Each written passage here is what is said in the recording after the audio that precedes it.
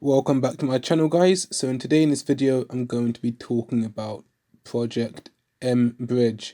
So I'm going to be going through the document called Project mBridge, Connecting Economies Through CBDC.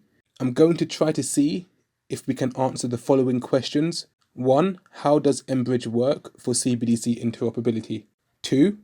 Is it using an agnostic bridge intermediary token asset like XRP in order to facilitate their CBDC interoperability? 3. What information can we find out about its DLT system, the mBridge DLT system? And 4. How is liquidity sourced for the CBDC trades that take place within mBridge?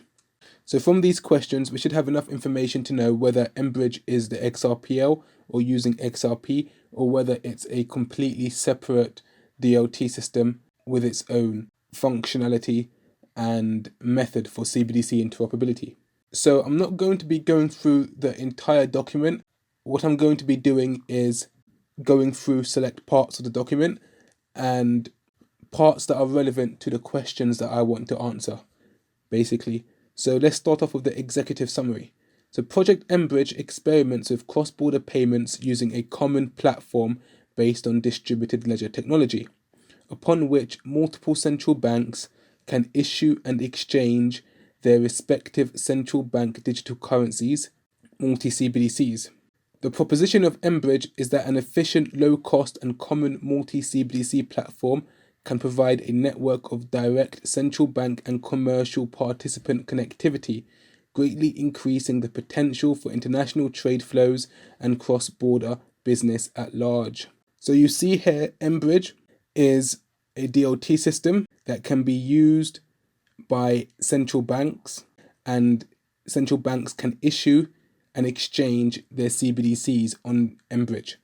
And mBridge is supposed to be, the proposition of mBridge is that it's efficient, low cost, because there's an assumption out there that XRP or the XRPL is the only sort of DLT system that can provide CBDC interoperability low cost, whereas mBridge, it also has the ability to do low cost CBDC transactions. Whether it's using XRP to do it, we'll soon find out as we go through this document. And common multi-CBDC platform, and they call Project mBridge a multi-CBDC platform. In other words, it's a platform that can handle and deal with, issue multiple CBDCs from different central banks. So it's a network that's working directly with central banks as well as commercial banks as well. They participated within mBridge and connecting to it. And this also increased international flows when it came to cross-border payments internationally. So to test this proposition, a new native blockchain, the mBridge ledger, was custom designed and developed by central banks for central banks.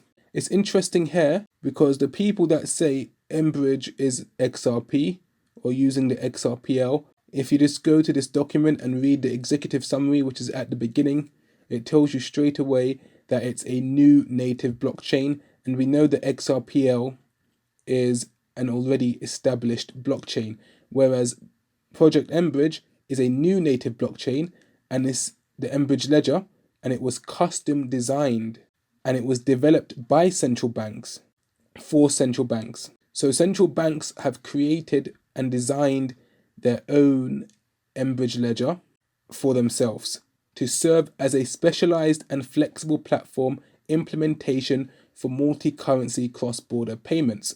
And they've designed this ledger in order to implement cross-border payments for multiple currencies, like multiple CBDCs. So from this paragraph here, the get-go, I can tell you now that mBridge is not the XRPL, and it's an entire different ledger that has nothing to do with XRPL, and it's custom designed for central banks by central banks. It tells you this right here. So with that being said, should I end the video?